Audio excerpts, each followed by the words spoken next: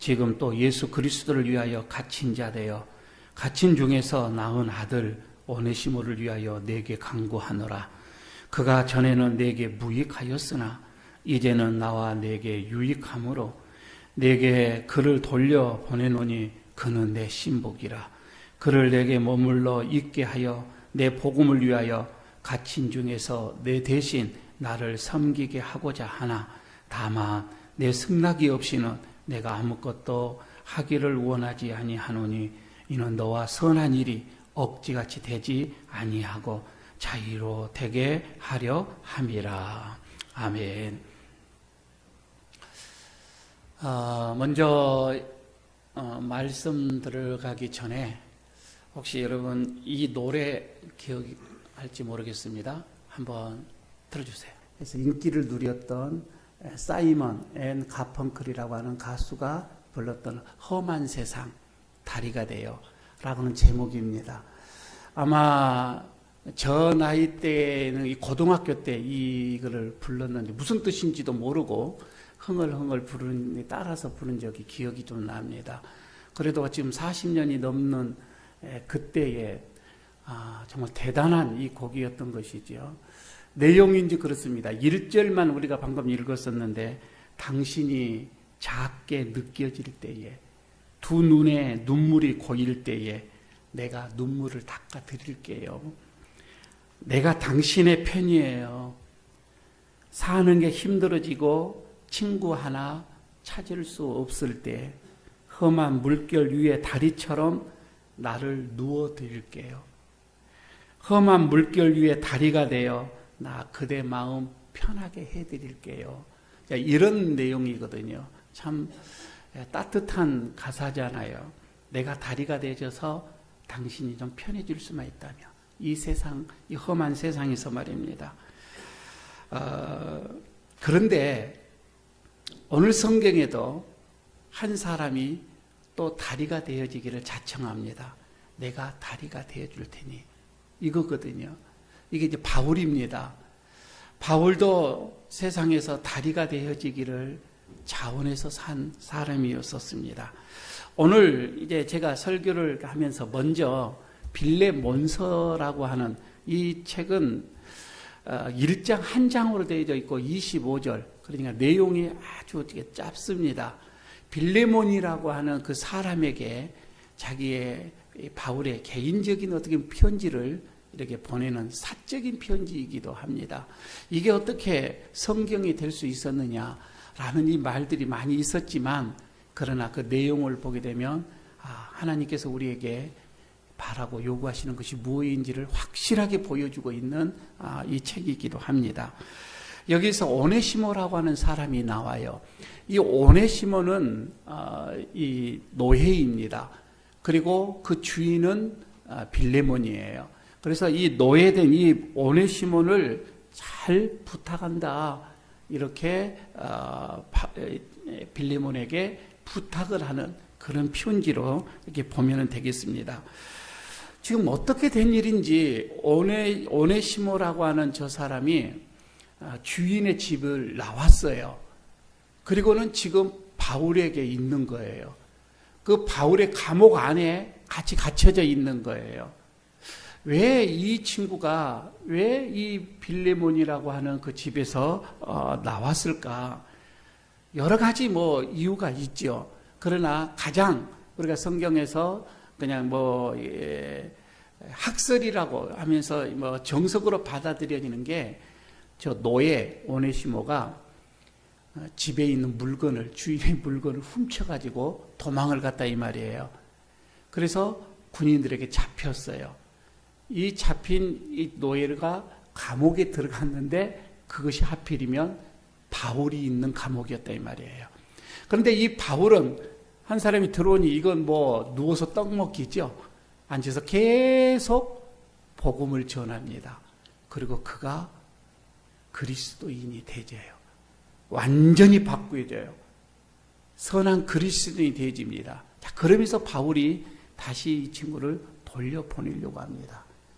자기 주인 빌레몬에게 보내면서 오네시모를 옛날의 종처럼 그렇게 대하지 말고 사랑하는 형제처럼 대해줬으면 좋겠다. 그런 내용으로 편지를 이렇게 보내고 있습니다. 그런데 말이에요.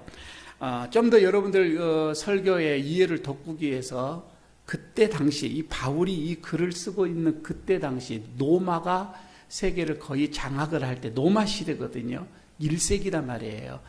서기 한 65년, 6년, 7년, 8년 그 시기니까 그러면 그때는 노예 제도가 보편화가 되어 있었습니다.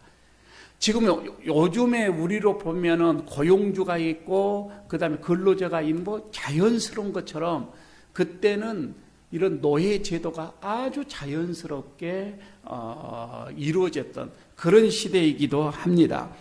그래서요, 이런 노예는 그때 당시 사람으로 이렇게 인간으로 취급을 받지 못했을 때죠. 사람이 아니에요. 그냥 도구, 연장이었어요. 연장. 이게 우리가 잘 아는 그 아리스토텔레스라고 하는 유명한 철학자가 있잖아요. 이 철학자가 니코막스라고 하는 어떤 그 윤리학이라는 책이 있어요. 거기 안에서 이런 니코마코스라고 하는 이 책 안에서 노예에 대해서 얘기를 합니다. 뭐라고 하냐면 노예는 숨을 쉬는 도구다, 연장이다. 그리고 이런 연장은 숨을 쉬지 않는 노예다.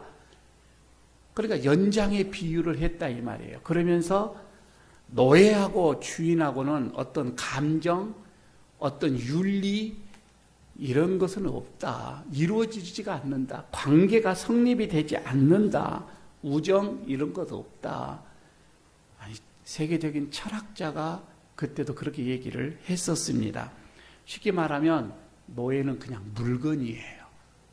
그냥 좀 숨을 쉬는 물건이에요. 그래서 물건을 사용을 하다가 병이 들면 고쳐가지고 쓰는 것도 있지만 아니에요. 그냥 버렸어요.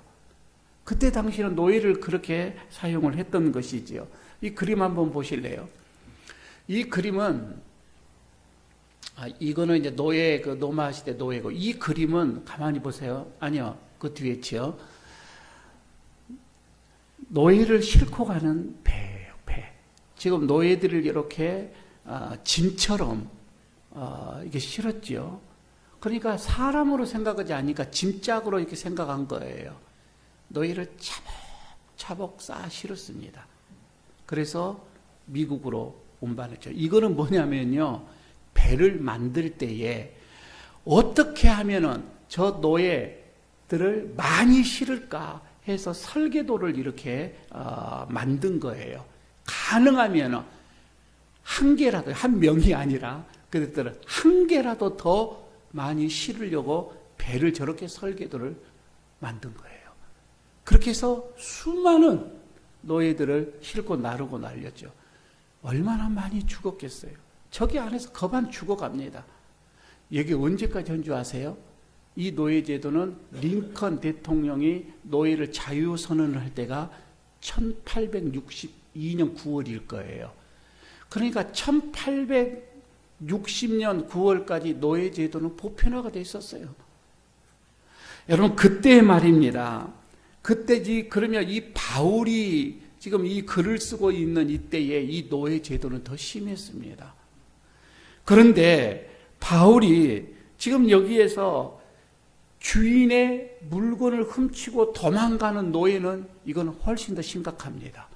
일반 노예로 이거보다도 더 상황은 악화되어졌습니다. 만약에 도주했던 노예를 잡으면은요, 응당한 징벌을 했는데 이건 말할 수 없는 고문으로 죽였습니다. 화형을 시켰다든지 능지처참을 한다든지 이렇게 해서 다른 노예들에게 본을 이렇게 본보기로 그렇게 죽여댔던 거이죠. 상당하게 심각합니다. 그리고요, 도주한 이 노예들을 좀 이렇게 숨겨줬다든지, 요즘같이 말하면 작물이죠. 작물을 이렇게 우리가 받는 사람도 죄가 되는 것처럼 그때에도 노예를 숨겨주고 뭐 좀 했다면 그 사람도 처벌을 받게끔 되어져 있었습니다. 자, 이런 상황 속에서 이렇게 로마 시대 때의 노예가 일반화가 되어졌던 이 상황 속에서 빌레몬의 입장에서 보게 된다면 이 오네시모, 오늘 이 오네시모, 이 노예에 대해서 바울이 꺼낸다고 하는 것은 이거는 상당한, 그때 당시에는 쉽게 꺼낼 문제가 아니에요. 이건 사회적인 분위기가 그랬던 거고요. 이거는 내 재산이고 내 소유물에 대해서 바울이 언급을 하고 있거든요. 이 빌레몬에게. 이거는 여러분요, 그냥 쉽게 이 글을 읽으니까 이 성경을 읽을 것이 아니라 그때 사회적인 분위기로 봐서는 상당한 민감한 그런 얘기였다. 이렇게 생각을 해 주시면 되겠습니다. 그런데 바울이 왜 이렇게 민감하고 거꾸로운 이런 얘기를 꺼낼 수밖에 없었는가? 무슨 이유로 이런 이 편지를 써야만 했는가? 바울의 생각은 이유를 그리스도 안에서 이거를 찾은 거예요. 당신도 그리스도인이고 나도 그리스도인이고 이제 이 오네시모도 그리스도인인데 예수를 믿는다고 하는 동일한 그 이유 하나만으로 인하여서 이제 빌레몬에게 조언을 하는 거입니다. 사적인 그 재산에 대해서 예수 믿는 사람이니까 우리 모두는 다 예수를 믿으니까 하면서 조언을 해주는 내용이다. 이렇게 보면은 더 좋을 것 같습니다. 바울이 이렇게 얘기를 해요. 과거에 쓸모없는, 아무짝에도 쓸모없는 이 오네시모가 이제 달라졌다 이거예요. 완전히 변화가 되어졌다 이 말입니다. 그러면서 내가 이 오네시모를, 이 노예를 얼마나 내가 사랑하는지, 옛날에는 쓸모도 없었던 당신이 봤을 때는 아무것도 쓸데가 없는 이 도구, 이 물건에 불과했던 이 오네시모, 이거 내가 감옥에서 낳은 아들이다. 이렇게 10절에 얘기를 하죠. 여러분 성경을 보게 되면 10절에 그럽니다. 갇힌 자 중에서 낳은 아들. 이게 갇힌다는 건 이제 감옥을 말하는 거잖아요. 내가 감옥 안에서 낳은 아들 오네시모를 위해서 내가 너에게 간구한다. 이렇게 얘기를 하거든요. 바울이요, 내가 아들이라고 하는 거, 영적으로 낳은 아들입니다. 아들이라고 하는 것은 지금 이 오네시모하고 디모데 이 두 사람밖에 없습니다. 그러니 얼마나 이건 내 아들이다. 내가 낳은 아들이다. 노예를 가지고 바울은 그렇게 얘기를 해요. 그러나 더 커한 것은 그 뒷별에 보게 되어지면 이런 얘기가 나오죠. 12절에 보게 되면 오네시모를 뭐라 하냐. 이는 내 신복이라. 신복이래요. 노예를 자기의 신복이래요. 여러분 신복이란 말은 이 어느 뜻이 뭐냐면 내 심장이다 그 뜻입니다. 내 심장이다. 그러니까 지금 바울은 오네시모를 내 심장과 같다. 내가 그토록 이렇게 사랑한다. 내가 이렇게 아낀다. 이렇게 말하고 있는 거예요. 자, 정리를 하겠습니다. 바울은 그때 당시 사회에서 꽤나 예민하고 불편한 이 문제를 제기를 합니다. 편지를 받는 빌레몬도 굉장히 거꾸를 수밖에 없는 그런 상황입니다. 그러나 바울은 좀 불편하지만 안 하고 말 않고 넘어가면 편하겠지만 그러나 이 얘기를 해야만 했다는 거예요. 꼭 내가 이 얘기를 다 짚고 넘어가야만 한다. 왜? 믿는 자의 삶이 그렇기 때문에 믿는 자들은 이게 넘어갈 것이 아니라 꼭 이거는 해야만 한다라고 하는 그 믿음이 바울에게는 있었던 것입니다. 그래서 나에게 주어진 일이라면 이 노예 오네시모하고 여기 주인 빌레몬하고의 관계 이거를 잘 엮어주는 다리가 되어주고 싶었던 거예요. 이게 믿는 자의 삶이라 이렇게 바울은 생각을 한 거예요. 중재자의 역할을 한다 이 말이죠. 그런데 여러분 이게 중재자의 역할이 다리를 놓아주는 역할 여러분 한번 해보신 적 있어요? 뭐 형제간에도 좋습니다. 뭐 형제와 형제가 막 안 좋으니까 내가 중간에서 잘 이렇게 화해를 시키는 거 이게 중재자의 역할이잖아요. 다리를 놓아주는 역할이다 이거예요. 쉽지가 않아요. 그렇게 편안한 일은 아닙니다. 그러나 주님을 섬기는 우리들도 이게 꽤 힘드는 일이지만 지금 같은 공간에서 여러분 우리가 예배드리고요. 같이 기도하고요. 같이 전도하고요. 같이 성경 보고요. 이런 것은 쉬워요. 갈등이 일어나지도 않아요. 그냥 편하게 여러분 우리가 즐겁게 행복하게 할 수가 있어요. 그러나 여러분 우리가 이 예배당에 와서 예배 드리는 것은 단지 예배 드리기 위해서만이 오는 것 아니거든요. 여기에서 하나님으로부터 말씀을 받고 우리 모두는 또 세상에 나가야 된다 이 말입니다. 세상에 복음을 들고 나가기 위해서 우리가 모인단 말이에요. 그러면 세상에 나가서 보니까 세상의 소리들을 많이 듣게 되어지는 거예요. 이 소리도 듣고 저 소리도 듣고 이 말씀 듣고 저 말씀도 듣는데 문제는 여기서부터 시작이 되어지는 거예요. 소리가 다 다르게 들려지다 보니까 기도할 때는 몰랐는데, 예배 드릴 때는 몰랐는데, 성경 공부할 때는 몰랐는데, 그때는 뭐 전혀 마음이 나눠지지가 않았는데, 세상 돌아가는 이거에 대해서 이 사람 생각이 다르고 이 사람 생각이 달라요.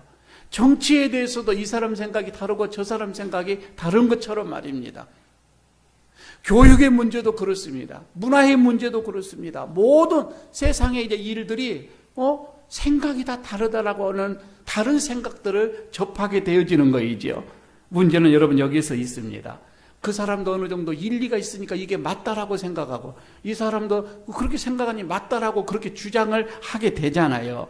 그런데 그렇게 자기의 생각이 이 들려지는 것이 맞다라고 생각하니까 정당 지지하는 것도 다르게 될 것이고요.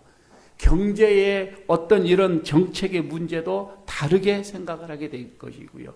지역에 대한 이런 지역에서 벌어지는 이 많은 일들도 다르게 생각해요. 문제는 이게 같은 그리스도인이다 이거예요. 같은 그리스도인인데 너무 달라요. 같은 교인인데도 달라요. 같은 지역의 사람인데도 달라요. 이럴 때 이제 어떻게 해야 되냐는 거예요. 여러분 이것을 잘 다리를 놓아줄 수 있는 사람이 필요한데 오늘날에 우리나라가 이렇게 갈등이 심한 것도 누가 참 다리를 놓아줄 수 있는 이런 사람이 진짜 필요한, 이게 그게 예수예요. 그게 진짜 그리스도인이에요. 그가 진짜 하나님의 마음을 가진 자일 거예요. 다리를 놓아줘서 서로가 이렇게 하나가 되어지는 것 말입니다. 여러분 우리 성도들은 그런 역할을 해야 되는데 오늘 그런 마음으로 이제 오늘 본문을 보게 되어지면 이해가 좀 더 쉽게 되어질 것입니다. 노예 제도, 그때 당시에는 건드릴 수 없는 예민한 문제였습니다. 그때 그 시대에 정말 이거는 뜨거운 감자일 수도 있겠고요. 아무나 이걸 반기를 들 수도 없는 그런 시대였습니다. 그런데 바울은 그것을 들고 얘기를 합니다. 그런 얘기를 하면서 빌레몬과 오네시모 사이에 서로 권면을 합니다. 이렇게 했으면 좋겠다. 자, 바울은 두 사람 사이에 가교의 역할, 다리의 역할을 자처를 하는데 어떻게 하는지 오늘 본문을 보시고 하나님의 그 음성을 오늘 본문 속에서 한번 들어보시기를 바랍니다. 바울은 첫째 그럽니다. 다리를 놓는다 이 말은 사람을 잃지 않기 위해서 이 말입니다. 한 사람만 여러분 얻고 한 사람 버리면 간단하지요. 그러나 바울은 어떻게 해서든지 오네시모 노예도 얻고 버릴 수가 없고 빌레몬이라는 주인도 버릴 수가 없던 거예요. 두 개 다 이게 여러분 이게 다리를 놓는 것입니다. 어느 한쪽을 포기하는 것이 아니라 이 말이에요. 그래서 오네시모를 잃지 않기 위해서 바울은 무던히 애썼던 거예요. 이거는 내가 낳은 아들이다. 이거 내 심장이다. 이렇게까지 노예를, 물건을, 그때 당시에는 어떻게 보면 물건처럼 취급을 했던 그 노예를 바울은 그렇게 생각한 거예요. 잃지 않기 위해서. 다리를 놓는 일은 사람을 잃지 않기 위해서 하는 것입니다. 그런데요, 바울이 오네시모 노예만을 얻기 위해서 그렇게 내 아들이고 내 심장이고 그렇게 말하는 것이 아니라 빌레몬에게서도 똑같은 마음을 가졌던 거예요. 당신도 내가 사랑한 자이고 당신도 내 동역자다. 그게 1절에 보면 나옵니다. 여러분 성경 1절을 한번 보시기를 바랍니다. 빌레몬을 가리켜서 우리의 사랑받는 자요 그리고 동역자 이렇게 불렀던 거예요. 당신은 나의 동역자다. 우리 사랑받는 자다. 어떻게 보면 바울께서는 지금 똑같이 이 오네시모나 빌레몬이나 같은 마음을 가졌다고 하는 것. 여러분, 다리를 놓고자 하는 사람은 한쪽으로 치우쳐지면 안 돼요. 똑같이 다 소중한 사람이다. 이렇게 생각하면 되지요. 더군다나 8절 9절에 보게 되면 바울은 이렇게 얘기를 합니다. 빌레몬에게, 주인에게 얘기했죠. 이 오네시모 문제에 대해서 내가 그리스도 안에서 아주 담대하게 너에게 마땅한 일로 명할 수도 있으나, 이 말이에요. 그러니까 내가 너에게 명령할 수도 있지만, 이 말이잖아요. 내가 강압적으로 너에게 이렇게 명령을 하면서 지시할 수도 있지만, 이 말이잖아요. 그러나 그 뒤편에 보게 되면 뭐라고 합니까? 도리어 사랑으로 강구하노라. 내가 사랑으로 강구한다. 사랑으로 강구한다. 내가 부드럽게 정중하게 너에게 요구한다. 이 말이겠죠. 명령할 수도 있지만은, 지시할 수도 있지만은, 요구할 수도 있지만은, 아니, 정중하게 좀 더 내가 부드럽게 부탁을 한다. 이렇게 하는 바울의 태도입니다. 어떻게 보게 되면은, 여러분, 이거는 일보다도 먼저 바울의 마음속에는 사람이 중요한 거예요. 사람. 여러분, 우리가 결국은 그런 것 같아요. 우리가 살아가면서 어떤 문제가 아니라 우리에게 문제는 사람과의 관계입니다. 그러니까 일이 잘 되어졌다 할지라도 사람과 관계가 틀어지고 사람과 관계가 헤어지면 그 일은 성공한 것이 아니죠. 여러분, 일하다가 조금 불편하면 좀 멈춰놓고 사람 관계를 더 개선을 해야 됩니다. 교회 안에서도 마찬가지죠. 똑같이 주의 일을 하고 하나님의 일을 한다 할지라도 마음이 안 맞을 때가 있죠. 생각이 다르고 추구하는 것이 다르고 결과, 과정 이런 것들이 다르게 생각하기 때문에 뭐 일을 놓고도 서로 다릅니다. 여러분, 그럴 때는 마음 상할 필요 없어요. 그 일은, 사역은 잠시 뒤로 미뤄도 됩니다. 사람과의 마음, 관계가 중요하죠. 여러분, 그렇습니다. 의견 대립을 하면서 마음이 갈라지고, 그러고 너는 내가 다시 보지 않을 거야 하고 헤어지고, 여러분, 이거는 일하는데 아무 의미가 없습니다. 사람이 중요하다. 다리는, 그 다리 놓는 것은 다 사람을 얻기 위해서 바울이 먼저 이렇게 소중하게 생각을 했다고 하는 것. 두 번째, 여기에서 이제 바울이 또 다리를 놓으면서 아주 중요한 마인드를 하나를 놓습니다. 이게 뭐냐면, 먼저 강한 자에게, 이 말입니다.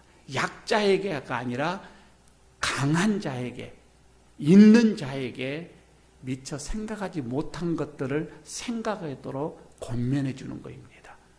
그러니까 이게 무슨 말인 거 아니에요? 여러분, 가만히 생각해 봐요. 강자의 특징이 뭐인 줄 아세요? 강자는 약자의 아픔을 잘 느끼지를 못합니다. 그러니까 부자 평생에 태어날 때부터 금수저를 태어났고 이런 그 부자들은요, 가난한 자들의 배고픔을 이해하지를 못합니다. 느껴보지를 한 번도 안 해봤기 때문에 그렇습니다. 그러니까 강자는 약자에 대한 배고픔과 서러움을 전혀 느끼지 못하는 것이 특징인데, 그래서 바울은 약자에게 먼저 뭔가를 요구하고 그러지가 않습니다. 강자에게 먼저 약자의 입장 속에서 한번 생각해보라 라고 하는 거예요. 특히나 신앙의 입장에서 생각해라 라고 바울은 지금 권면을 해주고 있는 거예요. 이게 편지다 이 말입니다. 예전에는 쓸모없는 노예였지만, 특히 그래서 이 도주한 이런 노예는 이걸 죽이든지 살리든지 그 처분은 주인에게 달려 있는데, 주인의 소관인데, 그러나 지금 바울은 호소합니다. 이 오네시모 이제 쓸모 있는 사람이다. 옛날에는 쓸모가 없다 할지라도 이제 쓸모 있는 사람이 아니지 않느냐. 내 아들이다. 내 심장이다. 오네시모가 혹시 뭐 훔쳐가가지고 물질적인 피해를 입었다면 내가 다 그걸 갚을게, 이거거든요. 내가 다 갚아줄 테니까 오네시모를 다르게 생각해 달라. 이게 바울의 요지입니다. 그래서 19절을 여러분 보시기 바랍니다. 19절에는 이렇게 얘기합니다. 빌레몬에게 얘기합니다. 빌레몬, 내가 내 자신이 내게 빚진 것 내가 말하지 않겠다. 이 말은 지금 빌레몬이 바울에게 뭐 빚진 것이 있느냐 그 말이 아니라 신앙의 이 관점 속에서 우리가 예수님에게 다 빚진 것이 있지 않느냐. 예수님은 우리가 빚진 것에 대해서 다 덮어주지 않았느냐. 예수님이 우리의 빚을 다 죄의 빚값을 다 갚아주시지 않았느냐. 이제 이 말이거든요. 그러나 예수님께서는 그거 묻지 않으셨다. 우리에게 이 죄값을 묻지 않으셨다. 그러니 너도 이제 다르게 좀 생각해달라. 신앙의 관점 속에서 이것을 영접해달라고 하는 거이죠. 정리합니다. 다리를 놓는다. 이 말은 강자의 편에서 좀 더 다르게, 좀 더 너그럽게 생각을 해달라고 권면하는 것입니다. 세 번째, 오늘 여기서 마지막 단어를 생각합니다. 이제 이 문제, 이런 갈등의 문제, 이 구조적인 문제, 주인과 노예의 이런 문제, 감정의 문제, 이런 모든 문제들은 빌레몬, 당신에게만 문제가 아니라 이거는 교회, 모든 교회의 문제다 이 말이에요. 바울은 지금 빌레몬에게만 얘기하는 게 아니에요. 어떻게 보면 지금 에일교회 우리에게도 얘기해요. 오늘 이 자리에 참석한 모두에게도 지금 해당되는 말씀이에요. 한번 보도록 하겠습니다. 먼저 2절을 보십시오. 1장 2절에 보게 되면 이 얘기가 나와요. 압비아가 나옵니다. 자매 압비아와 또 우리와 함께한 병사된 아킴보, 내 집에 있는 교회에 편지하노니. 지금 이거를 빌레몬서잖아요. 빌레몬에게 주는데 그 교회에다가 보냅니다. 거기 지금 안에는 압비아가 있고 그 다음에 아킴보도 있고 많은 성도들이 있다 이 말입니다. 그러니까 어떻게 보면 이거는 개인적인 편지가 아니에요. 교회에서 읽어야 할, 모든 교우들이 들어야 할 이 편지라고 하는 것이지요. 학자들이 얘기해 들으면 이 빌레몬이라고 하는 사람은 굉장히 부유한 사람입니다. 넉넉한 사람입니다. 아마 그 집도 굉장히 좀 넓은 저택이었고요. 그런데 교회의 또 지도자였습니다. 그래서 빌레몬 그 지역에 있는 많은 어떻게 보면 이 사람들이 골로새죠. 이거 지역은 골로새죠. 골로새에 있는 많은 사람들이 이 빌레몬의 집에 와서 예배를 드리고 거기서 함께 신앙생활 교제를 나누는 그런 일들이 있었다고 하는 것이지요. 자, 그러면 이 편지는 지금 빌레몬 집에 모여 있는 그 교회에다가 지금 보내면은 이제 모여서 낭독을 해야 됩니다. 낭송을 해야 되는, 이 편지를 낭송해야 되는데 많은 사람들이 기대를 가지고서 기다립니다. 우리가 그렇게 존경하는, 그러니까 흠모하는 바울 선생님께서 그것도 감옥에서 우리에게 편지를 보냈는데 어떤 편지일까? 라고 모두가 다 기대함 속에서 앉아서 듣는 거예요. 한 사람이 이 편지를 읽습니다. 그런데 그 내용이 심상치가 않아요. 그때 그 사회적인 분위기로 봐서는 도저히 이 문제가 여기 용납될 수 없는, 이해할 수, 이거 복잡한 문제다 이 말이에요. 자, 이 상황이 됐을 때에 이거는 빌레몬이라고 하는 그 리더가 어떻게 행동을 하느냐에 따라서 그 교회에 미치는 영향력은 대단했습니다. 어떤 식으로든지. 그러니까 만약에 빌레몬이 오네시모 노예를 사랑으로 잘 받았다. 만약에 바울의 요구처럼 바라는 것처럼 잘 받았다고 한다면 거기 안에 있는 모든 성도들에게 이건 얼마나 큰 도전이었을까. 이렇게 볼 수도 있는 거고요. 밖에서는 어떻게 이런 일이 일어날 수가 있어? 어떻게 이 물건을 사람 취급을 해? 라고 이게 이제 생각될 수도 있는 문제고요. 그러나 반대로 빌레몬이 바울의 이 편지를 거절했다. 요구하는 것을 거절했다라고 생각한다면 사실 빌레몬의 리더십은 굉장히 약화됐을 거예요. 더 이상 신뢰가 가지 않았을 거예요. 결국은 바울은 다리를 놓는 데에서 그냥 빌레몬에게 알아서 해라. 개인적으로 이게 맡겨놓은 것이 아닙니다. 고도의 어떻게 보면 수사적인 어떤 전략을 가지고서 안 할 수도 없고 지금 그런 상황 속에서 바울이 편지를 보내고 있다라고 하는 것을 여기서 보게 되어지죠. 아주 지혜롭게 전략적으로 이 편지를 썼다 이렇게 보면 됩니다. 강자의 입장에 있어서 빌레몬에게 이제 전체의 좀 유익을 생각해라. 교회 전체의 유익을 생각하고 좀 더 거기서는 하나님의 나라 그거를 유익을 위해서 당신이 선택을 해야 된다. 다리가 될 수밖에 없는 거이죠. 여러분 이거는요 이제 마무리를 했습니다. 예수님께서 2000년 전에 이곳에 오시면서 죄인들이요 하늘나라 갈 수가 없습니다. 천국에 갈 수가 없는 상황이었지요. 예수님이 다리가 되어주는 겁니다. 십자가로 다리를 놓아주는 거예요. 그래서 우리가 다 예수님으로 인해서 천국에 가게 되어지잖아요. 이제 예수님이 그럽니다. 바울에게 제자에게 너도 다리가 되어라. 이제 우리에게 말씀합니다. 지금 세상 이 험한 세상에 너희도 다리가 되어줘서 많은 사람들을 천국으로 건너와야 되지 않겠느냐. 그리스도에게로 건너오도록 너희들이 다리가 되어주라. 오늘 우리에게 이렇게 명령을 하고 있는 것입니다. 지금 여러분 세상은요 수많은 갈등들이 산적해 있습니다. 서로 다 여러분 이 땅에서는 그 갈등을 한 조금도 양보하지를 않습니다. 자기의 다 생각 속에 나가는 거예요. 여러분 거기에서 우리를 통해서 교회를 통해서 새로운 다리가 나아져서 서로가 하나가 되어진다면 이거 새로운 은혜의 물결이 또 흘러가게 되어진다 이 말씀입니다. 여러분 혹시 우리가 다리가 되어져서 복음이 필요한 자에게 우리가 가게 된다면 구원의 역사는 일어나게 될 것입니다. 우리가 다리가 되어져서 가난한 자에게 가게 되어지면 부유함의 역사가 기적이 일어나게 될 것입니다. 우리가 다리가 되어져서 갈등의 현장에 가게 되어지면 복음으로 인하여서 일치의 역사가 일어나게 될 것입니다. 우리가 다리가 되어져서 병든 자를 위해서 기도한다면 치유의 역사도 일어난다 이 말입니다. 여러분 부탁합니다.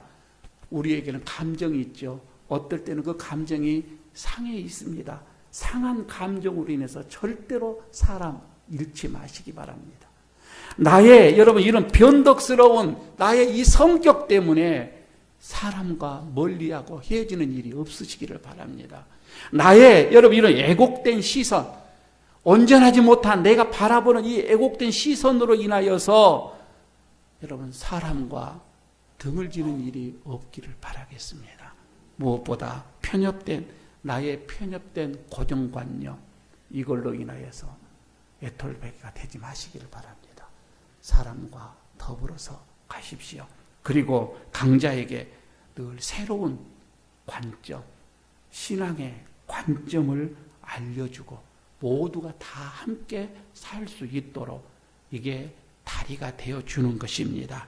그러면 분명 길이 보일 것이고 거기에서 사랑, 일치, 하나 여기에 진정한 행복이 이제 꽃이 피게 될 줄로 믿습니다. 이 은혜가 우리 모두에게 있어지기를 바라겠습니다. 아버지 하나님